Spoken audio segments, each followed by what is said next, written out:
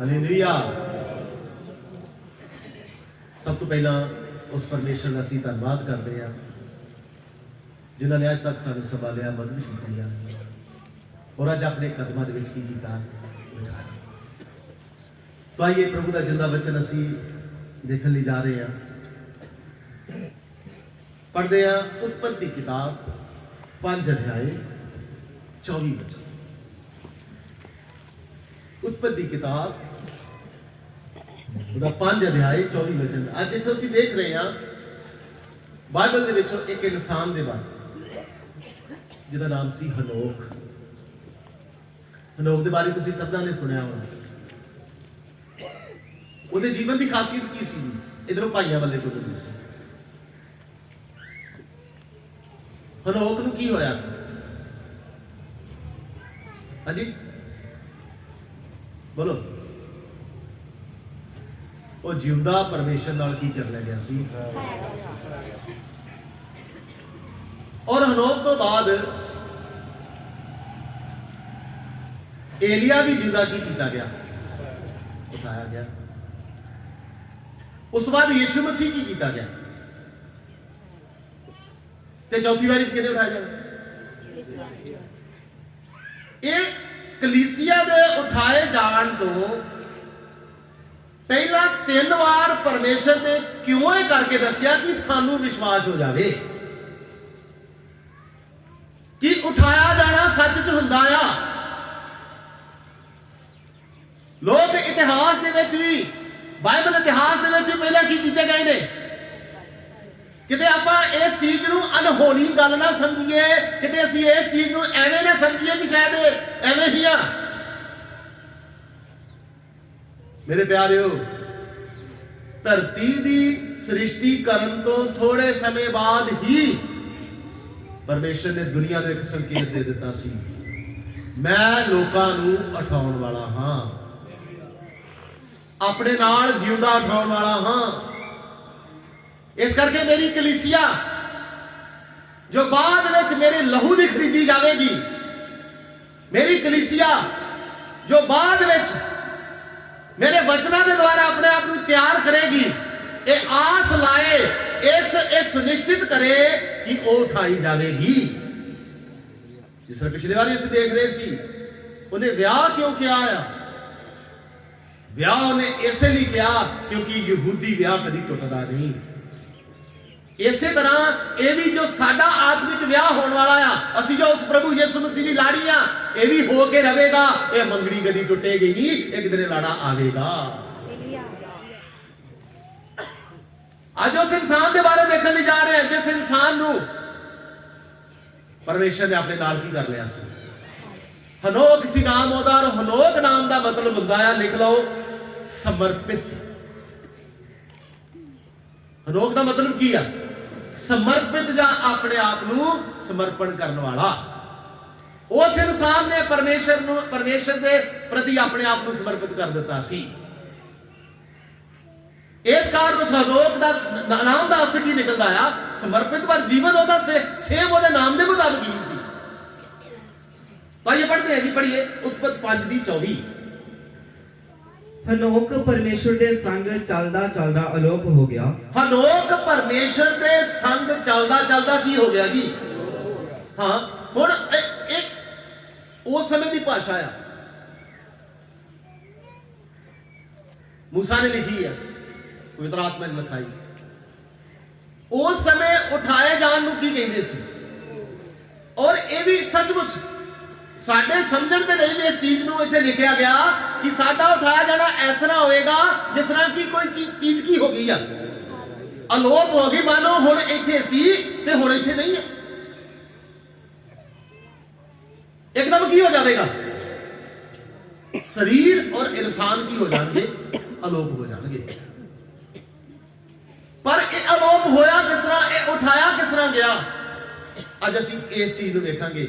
जो काम उन्हें कीते, जैसा जीवन उन्हें जिया, अगर मेरे प्यारो असी जीवांगे तो सचमुच असी भी परमेश्वर के संग एक दिन की कीते जावांगे, असी भी उदी तरह इस दुनिया तो लोप हो जावांगे। हालेलुया।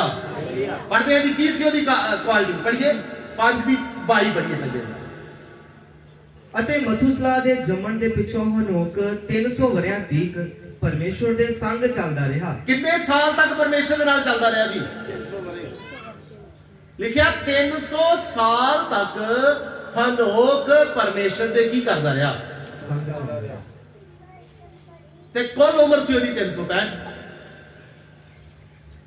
ਸਿਰਫ 65 ਸਾਲ ਹੀ ਉਹਨੇ ਸ਼ੁਰੂਆਤੀ ਆਪਣੇ ਜੀਵਨ ਦੇ ਆਪਣੀ ਮਰਜ਼ੀ ਦੇ ਨਾਲ ਬਿਤਾਏ, ਪਰ ਬਾਕੀ 300 ਸਾਲ ਜਦ ਤੱਕ ਉਹ ਉਠਾਇਆ ਨਹੀਂ ਗਿਆ, ਜਦ ਤੱਕ ਉਹ ਦੁਬਾਰਾ ਉਠਾਇਆ ਨਹੀਂ ਗਿਆ, ਤਦ ਤੱਕ ਉਹ ਪੂਰਾ ਜੀਵਨ ਲਿਖਿਆ 300 ਸਾਲ ਸੀ ਉਹ ਸਮਾਂ, ਜਦੋਂ ਤੱਕ ਕਿ ਉਹ ਸਾਰਾ ਹੀ 300 ਸਾਲ ਕਿਹਦੇ ਨਾਲ ਚੱਲਦਾ ਰਿਹਾ? ਜੇਕਰ ਅਸੀਂ ਆਪਣੇ ਜੀਵਨਾਂ ਨੂੰ ਪੁੱਛੀਏ ਨਾ, ਅਸੀਂ ਪਰਮੇਸ਼ਰ ਦੇ ਨਾਲ ਕਿੰਨਾ ਚਿਰ ਚੱਲਦੇ ਆ, ਤਾਂ ਮੁਸ਼ਕਲ ਦੇ ਨਾਲ ਅਸੀਂ ਇਹੀ ਕੈਲਕੂਲੇਟ ਕਰ ਪਾਵਾਂਗੇ ਕਿ ਸ਼ਾਇਦ ਹਫਤੇ ਦਾ ਉਹ ਐਤਵਾਰ ਦਾ ਦਿਨ ਕੋਈ ਅੱਧਾ ਜਾਂ ਪੌਣਾ ਘੰਟਾ। ਇੱਕ ਹਫਤੇ ਚ ਕਿੰਨਾ? ਜੋ ਵੱਧ 2 ਘੰਟੇ। ਜਾਂ ਘਰ ਤੁਸੀਂ ਜਾ ਕੇ ਥੋੜੀ ਦੇਰ ਪ੍ਰਾਰਥਨਾ ਕਰਦੇ ਹੋਵੋਗੇ, ਉਹ ਵੀ ਤੁਸੀਂ ਕੈਲਕੂਲੇਟ ਕਰ ਲਓ। ਤੁਹਾਡੀ ਸਾਰੀਆਂ ਪ੍ਰਾਰਥਨਾਵਾਂ ਸਭ ਕੁਝ ਮਿਲਾ ਕੇ ਵੀ ਮੈਨੂੰ ਨਹੀਂ ਲੱਗਦਾ ਇੱਕ ਹਫਤੇ 'ਚ ਅਸੀਂ ਵੱਧ ਤੋਂ ਵੱਧ ਉਹਦੇ ਨਾਲ 12 ਘੰਟੇ ਵੀ ਚੱਲਦੇ ਹੋਵਾਂਗੇ। ਜੇ ਸਾਡੀ ਕੈਲਕੂਲੇਸ਼ਨ ਕਿੰਨੇ ਘੰਟੇ ਦੀ ਇੱਕ ਹਫਤੇ ਦੇ ਵਿੱਚ, ਤਾਂ ਇਸ ਤਰ੍ਹਾਂ ਤੇ ਫਿਰ ਅਸੀਂ ਉਠਾਏ ਨਹੀਂ ਜਾ ਸਕਦੇ। ਹਨੋਕ ਦੀ ਪਹਿਲੀ ਕੁਆਲਿਟੀ ਕੀ ਸੀ? ਉਹ ਲਗਾਤਾਰ ਉਠਾਏ ਜਾਣ ਤੋਂ ਪਹਿਲਾਂ 300 ਸਾਲ ਪਰਮੇਸ਼ਰ ਦੇ ਨਾਲ ਕੀ ਕਰਦਾ ਰਿਹਾ ਜੀ ਉਹ। ਅੱਜ ਪਰਮੇਸ਼ਰ ਤੁਹਾਡੇ ਘਰਾਂ 'ਚ ਆ ਜਾਏ, ਤੁਹਾਡੀ ਹਾਲਾਤ ਖਰਾਬ ਹੋ ਜਾਵੇਗੀ। ਅੱਜ ਪਰਮੇਸ਼ਰ ਤੁਹਾਡੇ ਜੀਵਨ 'ਚ ਆ ਜਾਏ, ਤੁਹਾਡਾ ਉੱਠਣਾ ਬੈਠਣਾ ਮੁਸ਼ਕਲ ਹੋ ਜਾਵੇਗਾ। ਇੰਨਾ ਔਖਾ ਹੈ ਉਹਦੇ ਨਾਲ ਚੱਲਣਾ, ਕਿਉਂਕਿ ਤੁਹਾਨੂੰ ਹਿੱਲਣ ਹੀ ਨਹੀਂ ਦੇਵੇਗਾ, ਤੁਹਾਡੀ ਮੁੰਡੀ ਨੂੰ ਇੱਧਰ ਉੱਧਰ ਹੋਣੀ ਨਹੀਂ ਦੇਵੇਗਾ, ਤੁਹਾਡੇ ਖਿਆਲਾਂ ਨੂੰ ਕੰਟਰੋਲ ਕਰੇਗਾ, ਤੁਹਾਡੀ ਜ਼ੁਬਾਨ ਨੂੰ ਕੰਟਰੋਲ ਕਰੇਗਾ। ਕਰਨਾ ਪਏਗਾ ਨਾ ਤੁਹਾਨੂੰ, ਆਪਣੀ ਜ਼ੁਬਾਨ ਨੂੰ ਵਸ ਰੱਖਣਾ ਪਏਗਾ, ਆਪਣੇ ਖਿਆਲਾਂ ਨੂੰ ਵਸ ਰੱਖਣਾ ਪਏਗਾ, ਆਪਣੀ ਨੀਅਤ ਨੂੰ ਵਸ ਰੱਖਣਾ ਪਏਗਾ, ਆਪਣੇ ਚਾਲ ਚੱਲਣ ਨੂੰ ਵਸ ਰੱਖਣਾ ਪਏਗਾ, ਆਪਣੇ ਲਾਲਚ ਬੁਰਾਈ ਸਭ ਗੱਲਾਂ ਨੂੰ ਕੀ ਕਰਨਾ ਪਵੇਗਾ? ਕਿਉਂਕਿ ਤੁਹਾਡੇ ਨਾਲ ਕੌਣ ਹੈ? ਤੇ ਬੋਲੋ ਤੁਹਾਡੇ ਨਾਲ ਹੈਗਾ ਕਿ ਨਹੀਂ? ਉਹਨੇ ਕਿਹਾ ਸੀ ਨਾ, ਮੈਂ ਯੁੱਗ ਦੇ ਅੰਤ ਤੱਕ ਹਮੇਸ਼ਾ ਕੀ ਆ ਸਾਡੇ ਨਾਲ ਹੈ। ਉਹ ਸਾਡੇ ਨਾਲ ਹੋਣ ਦੇ ਬਾਵਜੂਦ ਵੀ ਸਾਡਾ ਜੀਵਨ ਦੇਖ ਲਓ ਕੈਸਾ, ਉਹ ਸਾਡੇ ਨਾਲ ਹੈ, ਕਦੇ ਛੱਡ ਕੇ ਨਹੀਂ ਜਾਂਦਾ। ਉਹਨੇ ਕਿਹਾ ਮੈਂ ਹਮੇਸ਼ਾ ਹਾਂ, ਮੈਂ ਤੇਰੇ ਜੀਵਨ ਨੂੰ ਦੇਖਦਾ ਰਵਾਂਗਾ, ਮੈਂ ਤੇਰੇ ਜੀਵਨ ਨੂੰ ਜਾਣਦਾ ਰਵਾਂਗਾ। ਉਹ ਗਿਆ ਨਹੀਂ, ਇੱਥੇ ਸਾਡੇ ਨਾਲ ਹੀ ਹਰ ਵੇਲੇ ਸਾਡੇ ਨਾਲ ਰਹਿੰਦਾ।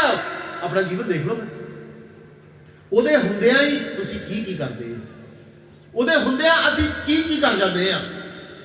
ਸਾਨੂੰ ਇਸ ਗੱਲ ਦਾ ਕਦੇ ਖਿਆਲ ਹੀ ਹਾਲੇਲੂਇਆ। ਪਰ ਇਸ ਧਰਮੀ ਮਨੁੱਖ ਦੇ ਬਾਰੇ ਜਿਹਦਾ ਨਾਂ ਸੀ ਹਨੋਕ, ਮਤਲਬ ਇਹਦਾ ਬਣਦਾ ਸਮਰਪਿਤ, ਇਹਨੇ ਐਸਾ ਆਪਣਾ ਜੀਵਨ ਪਰਮੇਸ਼ਰ ਦੇ ਲਈ ਸਮਰਪਿਤ ਕਰ ਦਿੱਤਾ ਸੀ, ਪ੍ਰਭੂ ਹੁਣ ਜਿੰਨਾ ਵੀ ਜੀਵਨ ਰਹਿੰਦਾ ਆ, ਮੈਂ ਸਿਰਫ ਤੇਰੇ ਨਾਲ ਹੀ ਕੀ ਕਰਾਂਗਾ? ਜੀਵਾਂ। ਮੈਂ ਤੇਰੇ ਨਾਲ ਚੱਲਦਾ ਰਹਾਂ, ਮੈਂ ਤੈਨੂੰ ਆਪਣੇ ਨਾਲ ਚੱਲਦਾ ਮਹਿਸੂਸ ਕਰਾਂਗਾ, ਮੈਂ ਕਦੇ ਵੀ ਤੈਨੂੰ ਆਪਣੇ ਆਪ ਤੋਂ ਅਲੱਗ ਮਹਿਸੂਸ ਨਹੀਂ ਕਰਾਂਗਾ। ਜੇ ਤੁਸੀਂ ਸਕੂਲ ਜਾ ਰਹੇ ਹੋ, ਪਰਮੇਸ਼ਰ ਤੁਹਾਡੇ ਨਾਲ ਹੈ, ਮਹਿਸੂਸ ਕਰੋ।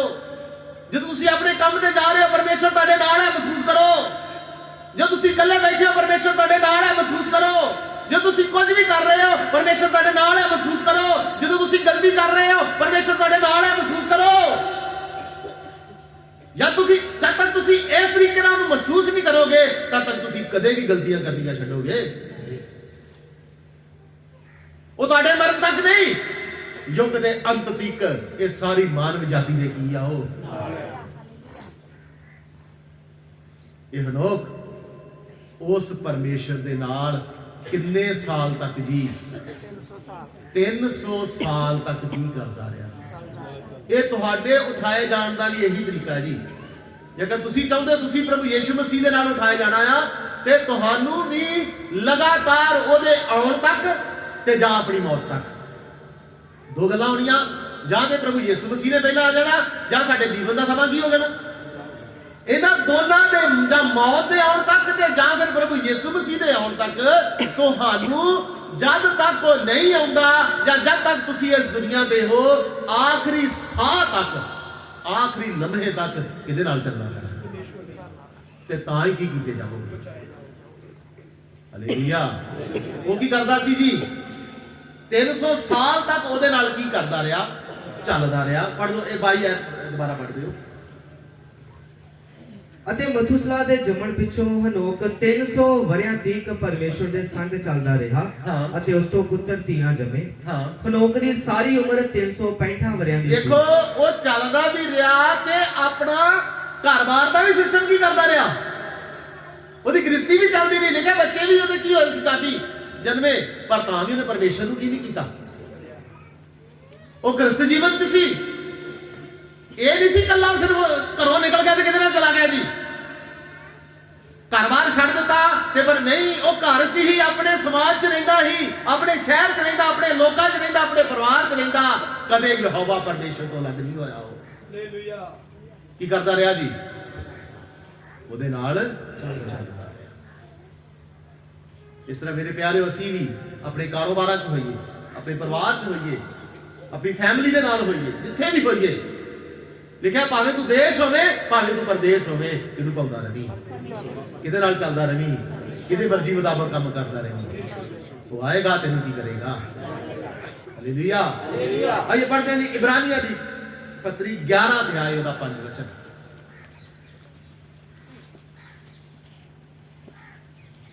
इब्रानियां 11 अध्याय 5 वचन।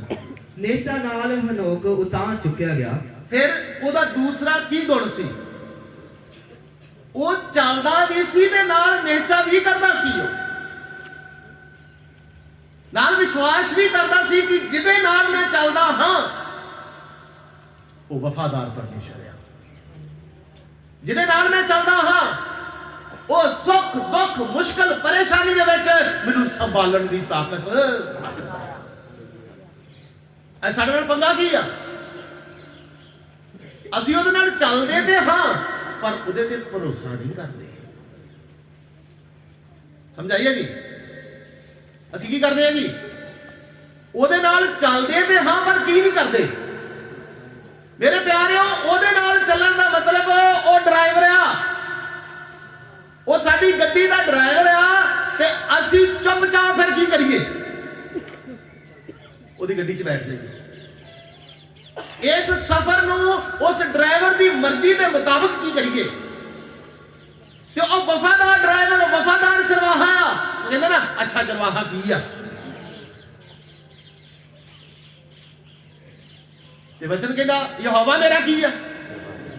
ਉਹ ਮੈਨੂੰ ਹਰੇ ਹਰੇ ਘਾਹ ਦੀਆਂ ਨੂਹਾਂ ਵਿੱਚ ਤੇ ਉਹ ਮੈਨੂੰ ਸਦਾਇਕ ਪਾਣੀਆਂ ਕੋਲ ਕੀ ਕਰਦਾ ਤੇ ਮੇਰੀ ਜਾਨ ਵਿੱਚ ਕੀ ਪਾਉਂਦਾ ਹੈ। ਪਰ ਅਸੀਂ ਕਰਦੇ ਕੀ ਆ ਜਦੋਂ ਕੋਈ ਮੁਸ਼ਕਲ ਪਰੇਸ਼ਾਨੀ ਆਉਂਦੀ ਹੈ ਨਾ ਅਸੀਂ ਕੋਸ਼ਿਸ਼ ਕਰਦੇ ਆ ਕਿ ਇਹ ਡਰਾਈਵਰ ਹੁਣ ਹਟ ਜਾਏ ਤੇ ਅਸੀਂ ਆਪਣੀ ਜ਼ਿੰਦਗੀ ਦੀ ਗੱਡੀ ਨੂੰ ਆਪਣੇ ਤਰੀਕੇ ਨਾਲ ਹੁਣ ਕੀ ਕਰੀਏ ਆਪ ਚਲਾਈਏ। ਮੇਰੇ ਪਿਆਰਿਓ ਅਸਲੀ ਮੁਸ਼ਕਲ ਪਰੇਸ਼ਾਨੀਆਂ ਦੇ ਵਿੱਚ ਹੀ ਤੇ ਉਸ ਡਰਾਈਵਰ ਦੇ ਨਾਲ ਚੱਲਣ ਦਾ ਸਾਨੂੰ ਮਜ਼ਾ ਆਉਂਦਾ ਆ। ਉਹ ਵਫਾਦਾਰ ਆ। ਤੁਸੀਂ ਅੱਖਾਂ ਮੀਟ ਕੇ ਉਹਦੇ ਤੇ ਕੀ ਕਰ ਸਕਦੇ ਆ। ਉਹ ਵਫਾਦਾਰੀ ਦੇ ਨਾਲ ਲੈ ਕੇ ਜਾਵੇਗਾ। ਹੋ ਸਕਦਾ ਰਾਹ 'ਚ ਕਈ ਵਾਰ ਮੁਸ਼ਕਲਾਂ ਹੋਣ ਪਰੇਸ਼ਾਨੀਆਂ ਹੋਣ ਤਕਲੀਫਾਂ ਚੋਂ ਨਹੀਂ ਲੰਘਣਾ ਪਵੇ ਠੰਡ ਤੋਂ ਲੰਘਣਾ ਪਵੇ ਗਰਮੀ ਤੋਂ ਲੰਘਣਾ ਪਵੇ ਹਰ ਗੱਲ 'ਚ ਲੰਘਣਾ ਪਵੇ ਪਰ ਇੰਨਾ ਯਕੀਨ ਕਰਿਓ ਉਹ ਵਫਾਦਾਰ ਪਰਮੇਸ਼ਰ ਖੁਦ ਨਿਗਹਿਬਾਨੀ ਕਰ ਰਿਹਾ ਆ। ਇਹ ਵਿਸ਼ਵਾਸ ਹੈ। ਬਿਮਾਰੀ ਆਉਂਦੇ ਸਮੇਂ ਸਾਨੂੰ ਉਹਦੇ ਤੇ ਵਿਸ਼ਵਾਸ ਹੈ। ਤੰਗੀ ਆਉਂਦੇ ਸਮੇਂ ਸਾਨੂੰ ਉਹਦੇ ਤੇ ਵਿਸ਼ਵਾਸ ਹੈ। ਪਰੇਸ਼ਾਨੀ ਆਉਂਦੇ ਸਮੇਂ ਸਾਨੂੰ ਉਹਦੇ ਤੇ ਵਿਸ਼ਵਾਸ ਹੈ। ਮੇਰੇ ਪਿਆਰਿਓ ਹਰ ਘਰ ਦੇ ਵਿੱਚ ਹਰ ਜੀਵਨ ਦੇ ਵਿੱਚ ਮੁਸ਼ਕਲਾਂ ਆਉਂਦੀਆਂ ਨੇ। ਤੁਹਾਡੇ ਘਰ ਦੇ ਵਿੱਚ ਪੈਸੇ ਦੀ ਮੁਸ਼ਕਲ ਆ ਸਕਦੀ ਆ ਤੁਹਾਡੇ ਘਰ ਦੇ ਵਿੱਚ ਹੋਰ ਤਰ੍ਹਾਂ ਦੀ ਤੰਗੀਆਂ ਆ ਸਕਦੀਆਂ ਪਰ ਉਹ ਕਹਿੰਦਾ ਆਪਣੇ ਰਿਸ਼ਤੇਦਾਰਾਂ ਨੂੰ ਆਪਣੀ ਮੁਸ਼ਕਲ ਦੱਸਣ ਤੋਂ ਪਹਿਲਾਂ ਮੈਨੂੰ ਆਪਣੀ ਮੁਸ਼ਕਲ ਦੱਸ ਕਿਉਂਕਿ ਤੇਰੇ ਰਿਸ਼ਤੇਦਾਰਾਂ ਦੇ ਨਾਲੋਂ ਮੈਂ ਜ਼ਿਆਦਾ ਕੀ ਆ ਤੇਰੇ ਕੀ ਦੱਸਦੇ ਉਹਨੂੰ ਅਸੀਂ ਦੱਸੀਏ ਉਹਨੂੰ ਤਾਂ ਜੇ ਅਸੀਂ ਉਹਦੇ ਕੀ ਕਰਦੇ ਆ ਅਸੀਂ ਉੱਤੇ ਵਿਸ਼ਵਾਸ ਨਹੀਂ ਕਰਦੇ। ਮੇਰੇ ਪਿਆਰਿਓ ਰਾਜਿਆਂ ਦਾ ਰਾਜਾ ਆਓ ਪ੍ਰਭੂਆਂ ਦਾ ਕੀ ਆਓ ਜਦੋਂ ਉਹ ਸਾਡੇ ਜੀਵਨ 'ਚ ਆ ਸਾਨੂੰ ਆਪਣੀਆਂ तंगियां मुश्किलां परेशानियां किसी तीसरे बंदे नूं दस्सण दी लोड़ नहीं आ। वो मेरा राजा सुनदा आ, वो मेरा प्रभु जानदा आ, अपने समय के मुताबिक मेरियां सारियां लोड़ां जरूरतां पूरीआं करदी वो कुवत रखदा है। इस विश्वास नाल चल रहे असीं। विश्वासी ही, परमेश्वर ते विश्वास करने वाले ही मुश्किलों के सब तो वध परेशान होए होते हैं। दुआ करने वाला ही मुश्किलों में सब तो की होया होता। फिर काहदे विश्वासी असीं कहने किहदे नाल चलदे? मेरे प्यारे, जेकर तुसीं उहदे नाल चलदे हो ते उहदे ते भरोसा रखो। वो वफादार आ, वो मातबर आ, वो कदे बदलदा, वो जो कहता है वो की करता है। हालेलुया। वो की करता सी? चलदा भी सी, नाल उहदे की रखदा सी? पढ़ो। निहचा नाल हनोक वो निहचा रखदा सी। इस कारण की कीता गया जी? पहला ਉਹਦੇ ਨਾਲ ਚੱਲਦਾ ਸੀ, ਇਸ ਕਾਰਨ ਉਠਾਇਆ ਗਿਆ। ਫਿਰ ਉਹਦੇ ਤੇ ਕੀ ਰੱਖਦਾ ਸੀ ਉਹ? ਇਸ ਕਾਰਨ ਕੀ ਕੀਤਾ ਗਿਆ ਜੀ ਉਹ? ਪੜੋ। ਨਿਹਚਾ ਨਾਲ ਹਨੋਕ ਉਤਾਂ ਚੁੱਕਿਆ ਗਿਆ, ਭਈ ਮੌਤ ਨਾ ਵੇਖੇ। ਹਾਂ।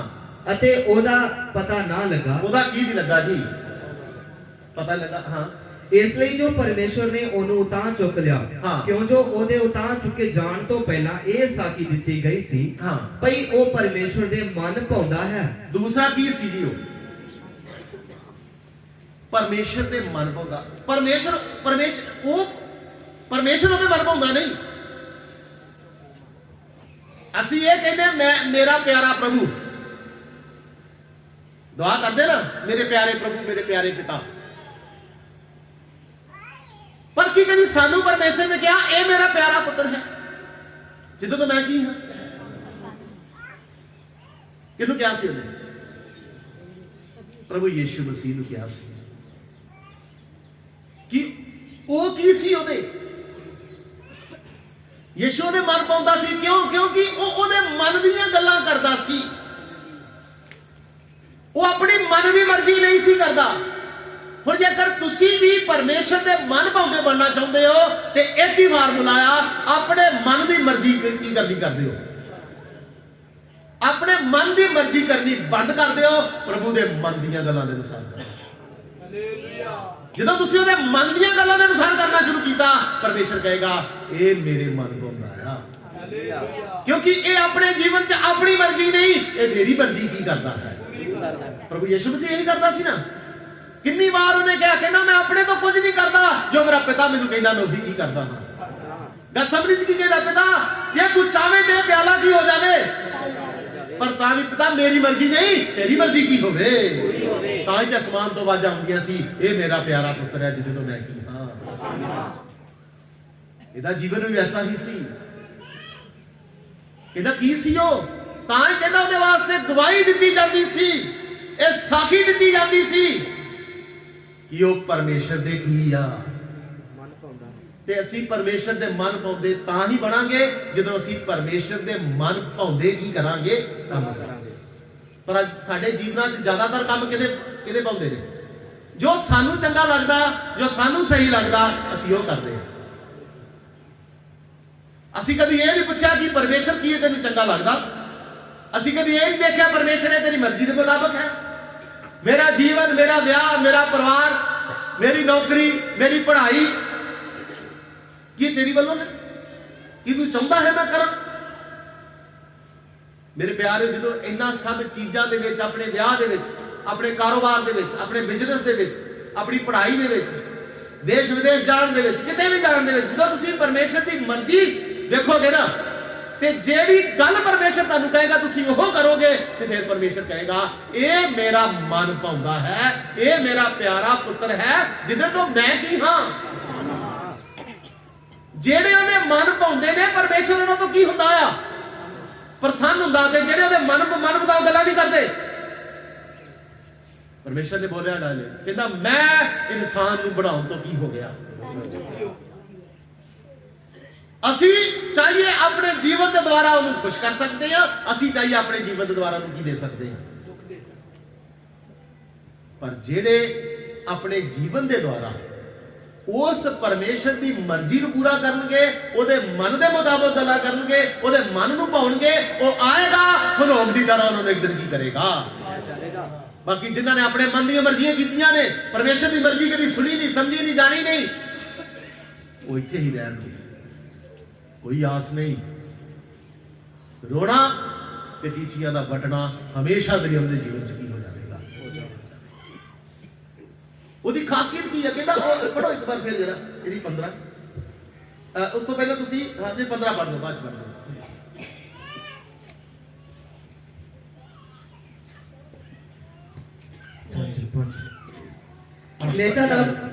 ਨੇਚਾ ਨਾਲ ਹਨੋਕ ਉਤਾਂ ਚੁੱਕਿਆ ਗਿਆ, ਭਈ ਮੌਤ ਨਾ ਵੇਖੇ ਅਤੇ ਉਹਦਾ ਪਤਾ ਨਾ ਲੱਗਾ। ਇਸ ਲਈ ਜੋ ਪਰਮੇਸ਼ਰ ਨੇ ਉਹਨੂੰ ਉਤਾਂ ਚੁੱਕ ਲਿਆ, ਕਿਉਂ ਜੋ ਉਹਦੇ ਉਤਾਂ ਚੁੱਕੇ ਜਾਣ ਤੋਂ ਪਹਿਲਾਂ ਇਹ ਸਾਖੀ ਦਿੱਤੀ ਗਈ ਸੀ, ਭਈ ਉਹ ਪਰਮੇਸ਼ਰ ਦੇ ਮਨ ਪਾਉਂਦਾ ਹੈ।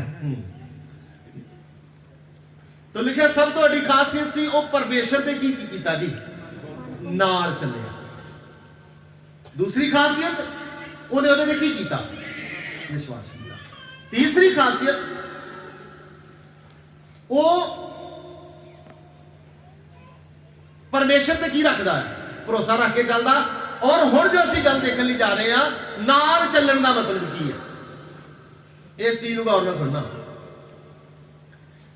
दो काम होंदे ने, जां ते असीं नाल चलदे हां जां असीं अगे दौड़ जांदे ते जां असीं पिछे रह जांदे।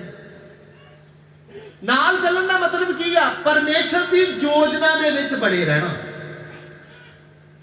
गौर करियो इस चीज ते, नाल चलण दा मतलब की आ?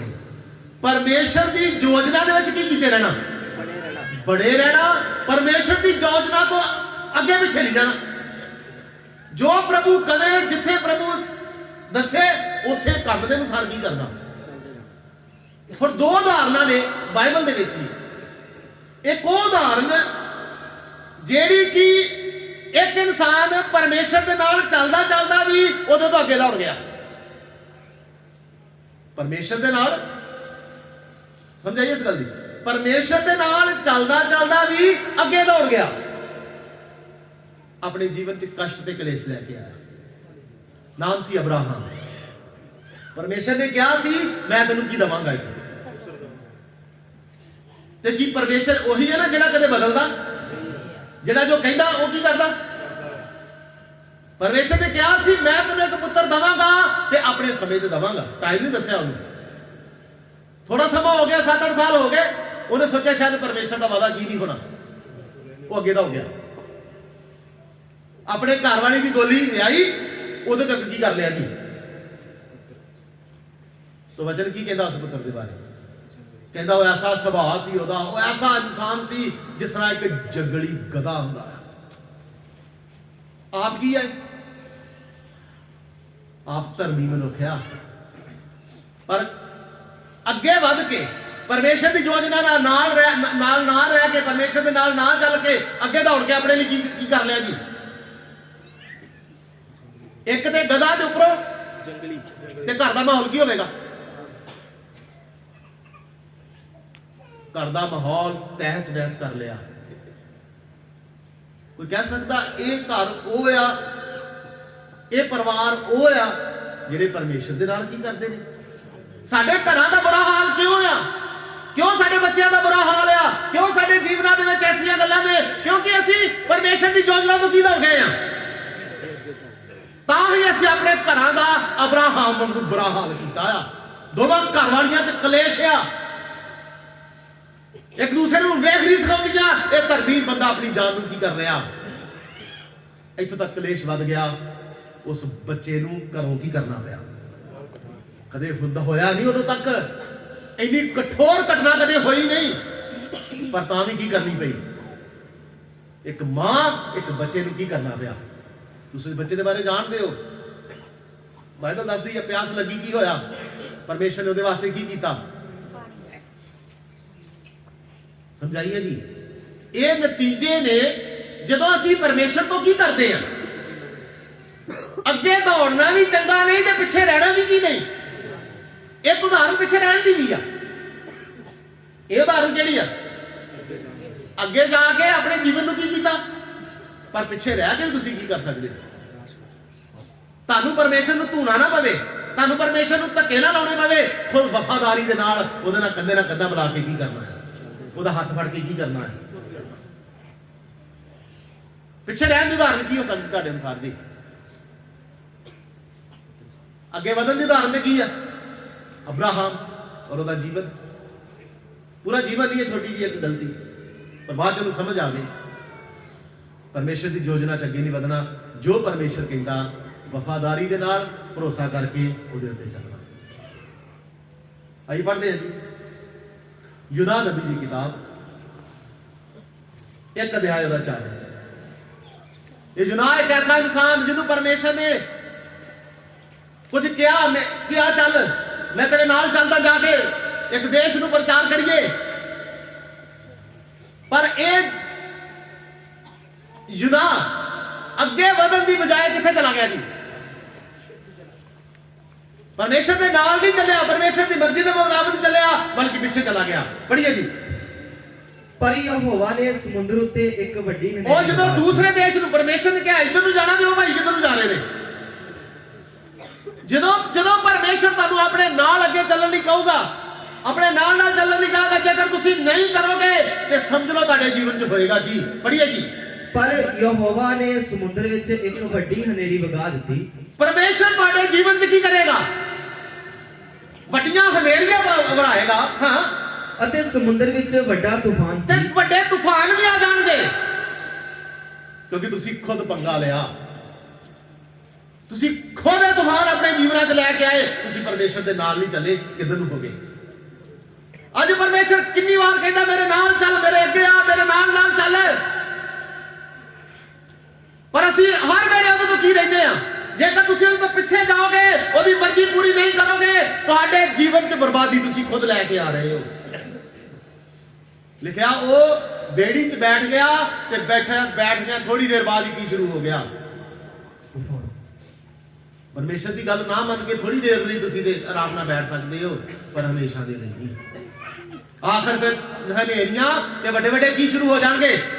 ਤੂਫਾਨ। ਹਾਂ, ਵੱਡਾ ਤੂਫਾਨ ਸੀ, ਇਹੋ ਜਿਹਾ ਕਿ ਜਹਾਜ਼ ਟੁੱਟਣ ਵਾਲਾ ਸੀ। ਤੇ ਤੁਹਾਡੇ ਜਹਾਜ਼ ਕਿਉਂ ਲੱਭਣਗੇ ਜੀ? ਜਹਾਜ਼ ਕੀ ਆ? ਇਸ ਜ਼ਿੰਦਗੀ ਨੂੰ ਅਸੀਂ ਬੇੜੀ ਕਹਿੰਦੇ ਹਾਂ ਨਾ। ਗੀਤ ਗਾਉਂਦੇ ਮਜ਼ਦਾਰ 'ਚ ਕੀ ਫਸ ਗਈ? ਨਈਆ ਕੀ ਕਰਾ ਦੇ ਸਾਡੀ? ਇਹ ਨਈਆ, ਇਹ ਬੇੜੀ ਤੁਹਾਡੀ ਕੀ ਲੱਗਣ ਕੀ ਹੋਣ ਲੱਗ ਪਏਗੀ? ਟੁੱਟਣ ਲੱਗ ਪਏਗਾ, ਜੀਵਨ ਟੁੱਟਣ ਲੱਗ ਪਵੇਗਾ। ਪਰ ਮੇਰੇ ਪਿਆਰੇ, ਜੇ ਤੁਸੀਂ ਪਰਮੇਸ਼ਰ ਦੇ ਨਾਲ ਚੱਲੋਗੇ, ਉਹ ਟੁੱਟਾ ਜੀਵਨ ਨਹੀਂ, ਹਮੇਸ਼ਾ ਦਾ ਜੀਵਨ ਦੇਣ ਦੀ ਤਾਕਤ ਰੱਖਦਾ ਹੈ। ਪਰ ਅਸੀਂ ਕਿਉਂ ਤੋੜਿਆ? ਕਿਉਂ ਟੁੱਟੇ ਜੀਵਨ 'ਚ ਆਏ ਆ? ਕਿਉਂਕਿ ਅਸੀਂ ਪਰਮੇਸ਼ਰ ਦੀ ਮੰਨੀ ਨਹੀਂ, ਅਸੀਂ ਕੀ ਹੋਏ? ਉਹਦੇ ਤੋਂ ਪਿੱਛੇ ਹੋਏ। ਲਿਖਿਆ ਹਨੇਰੀ ਆਈ, ਤੂਫਾਨ ਆਇਆ, ਔਰ ਉਹਦੇ ਜਹਾਜ਼ ਕੀ ਕਰਨ ਲੱਗ ਪਿਆ?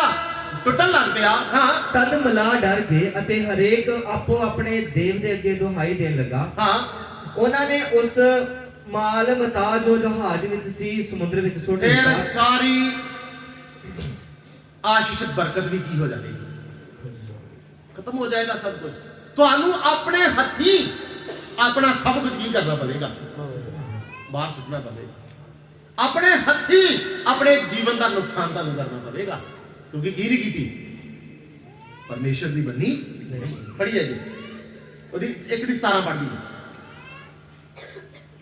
ਪਰ ਯਹੋਵਾ ਨੇ ਇੱਕ ਵੱਡੀ ਮੱਛੀ ਠਹਿਰਾ ਛੱਡੀ ਜੋ ਯੂਨਾ ਨੂੰ ਨਿਗਲ ਜਾਵੇ, ਅਤੇ ਯੂਨਾ 3 ਦਿਨ 16 ਤੋਂ ਪੜ੍ਹਦੀ ਹੈ, ਇਹਨੂੰ ਪੜ੍ਹੋ। ਤਦ ਉਹਨਾਂ ਮਨੁੱਖਾਂ ਨੇ ਯਹੋਵਾ ਦਾ ਡਾਢਾ ਹੀ ਪੈ ਮੰਨਿਆ। ਹਾਂ, ਅਤੇ ਉਹਨਾਂ ਨੇ ਯਹੋਵਾ ਦੇ ਅੱਗੇ ਫਿਰ ਜਦੋਂ ਸਮਝ ਆਈ, ਕਹਿੰਦਾ ਮੈਨੂੰ ਖੁਦ ਕੀ ਕਰ ਦੋ, ਹੁਣ ਤੁਸੀਂ ਸੁੱਟ ਦਿਓ ਮੈਨੂੰ, ਕਿਉਂਕਿ ਮੈਂ ਆਪਣੇ ਯਹੋਵਾ ਪਰਮੇਸ਼ਰ ਦੀ ਕੀ ਨਹੀਂ ਮੰਨੀ। ਉਹਦੇ ਕਾਰਨ ਹੀ ਸਾਡੇ ਜੀਵਨਾਂ 'ਚ ਕੀ ਹੋ ਗਿਆ ਹੈ? ਨੁਕਸਾਨ ਹੋ ਗਿਆ। ਹਾਂ, ਤਦ ਉਹਨਾਂ ਮਨੁੱਖਾਂ ਨੇ ਯਹੋਵਾ ਦਾ ਡਾਢਾ ਹੀ ਭੈ ਮੰਨਿਆ ਤੇ ਉਹਨਾਂ ਨੇ ਯਹੋਵਾ ਦੇ ਅੱਗੇ ਇੱਕ ਬਲੀ ਚੜਾਈ ਅਤੇ ਸੁਖਣਾ ਸੁਖੀਆਂ। ਪਰ ਯਹੋਵਾ ਨੇ ਇੱਕ ਵੱਡੀ ਮੱਛੀ ਠਹਿਰਾ ਛੱਡੀ ਜੋ ਯੂਨਾ ਨੂੰ ਨਿਗਲ ਜਾਵੇ, ਅਤੇ ਯੂਨਾ 3 ਦਿਨ ਅਤੇ 3 ਰਾਤਾਂ ਮੱਛੀ ਦੇ ਢਿੱਡ ਵਿੱਚ ਰਿਹਾ। ਜਦੋਂ ਸੁੱਟਿਆ ਤੇ ਕੀ ਆ ਗਿਆ ਜੀ ਅੱਗੇ? ਇੱਕ ਮੱਛੀ ਠਹਿਰਾ ਛੱਡੀ ਤੇ ਸਿੱਧਾ ਕਿਹਦੇ ਅੰਦਰ ਚਲਾ ਗਿਆ? 3 ਦਿਨ ਤੇ 3 ਰਾਤਾਂ ਕਿੱਥੇ ਰਿਹਾ? ਤੇ ਕਹਿੰਦਾ ਕੀ ਹੈ? ਪੜ੍ਹੀਏ ਜਰਾ 2 ਦੀ 2। ਮੈਂ ਆਪਣੀ ਔਖਿਆਈ ਵਿੱਚ ਯਹੋਵਾ ਨੂੰ ਪੁਕਾਰਿਆ, ਹਾਂ, ਅਤੇ ਉਹਨੇ ਮੈਨੂੰ ਉੱਤਰ ਦਿੱਤਾ। ਹਾਂ, ਮੈਂ ਪਤਾਲ ਦੇ ਢਿੱਡ ਵਿੱਚੋਂ ਦੁਹਾਈ ਦਿੱਤੀ। ਕਿੱਥੇ ਆ ਹੁਣ ਇਸ ਸਮੇਂ? है पताल। हिंदी च पढ़ो इस लफ्ज को, सिर्फ इस लफ्ज को। अधोलोक के अंदर किथे आ जियो इस अधोलोक ते इस पताल तो ते परमेश्वर ने सानू बचाउणा है। किथों बचाउणा परमेश्वर ने? ऐसे अधोलोक और ऐसे पताल तो ते परमेश्वर ने बचाउणा, पर असी परमेश्वर तो पिछे रह के ओदी गल ना बन के खुद किथे चले गए हैं। मेरे प्यारियो, जेकर तुसी ओदे तो पिछे रहोगे पताल च जाओगे, नरक च जाओगे, पर जेकर ओदे नाल नाल चलोगे पताल च नहीं स्वर्गां नूं उठाए जाओगे। की कर रहे हैं असी? कैसा जीवन जी रहे हैं? अगे अगे अगे नठण दी उदाहरण भी तुहाडे सामने आ ते पिछे लमकण दी उदाहरण भी की आ। खुद अपने जीवन ਨੂੰ ਤੁਸੀਂ ਬਰਬਾਦ ਕਰੋਗੇ, ਪਰ ਜਦੋਂ ਤੁਸੀਂ ਆਪਣੇ ਜੀਵਨ ਨੂੰ ਉਸ ਵਫਾਦਾਰ ਪਰਮੇਸ਼ਰ ਦੇ ਹੱਥ ਸੌਂਪ ਦੋਗੇ, ਉਹ ਸਭ ਕੁਝ ਹੀ ਸੰਭਾਲ ਲਵੇਗਾ। ਹਾਲੇਲੂਇਆ। ਉਹ ਕਿਸੇ ਵੀ ਗੱਲ 'ਚ ਕਿਸੇ ਵੀ ਤਰੀਕੇ ਨਾਲ ਕੁਝ ਵੀ ਹੋਣ, ਕਿਉਂਕਿ ਵਫਾਦਾਰ ਹੈ। Hallelujah hallelujah. ਕੀ ਕਰਦਾ ਸੀ ਜੀ ਉਹਦੇ ਨਾਲ ਨਾਲ ਚੱਲਦਾ ਸੀ, ਕਦੇ ਵੀ ਪਰਮੇਸ਼ਰ ਦੀ ਯੋਜਨਾ ਤੋਂ ਅੱਗੇ ਤੇ ਪਰਮੇਸ਼ਰ ਦੀ ਮਰਜ਼ੀ ਤੋਂ ਪਿੱਛੇ ਨਹੀਂ ਸੀ ਜਾਂਦਾ। ਤਾਂ ਹੀ ਉਹ ਕੀ ਕੀਤਾ ਗਿਆ ਜੀ ਇੱਕ ਦਿਨ। Hallelujah hallelujah. ਯਹੂਦਾ ਦੀ ਪਤਨੀ ਇੱਕ ਅਧਿਆਇ ਉਹਦਾ 14 ਵਚਨ ਪੜ੍ਹੀਏ। ਯਹੂਦਾ ਇੱਕ ਅਧਿਆਇ 14 ਵਚਨ।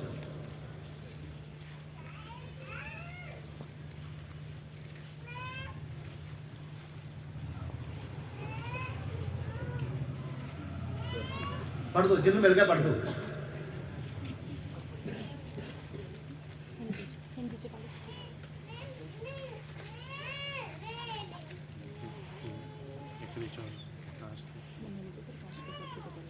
हालेलुया।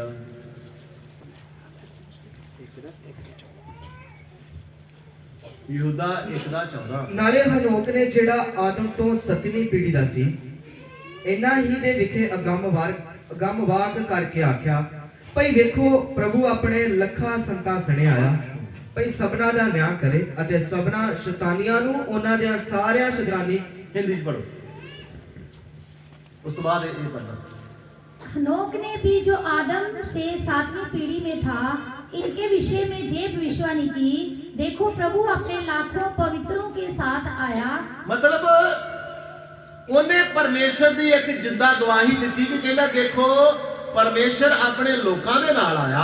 ਹਾਂ ਪੜੋ ਪੰਜਾਬੀ ਚ।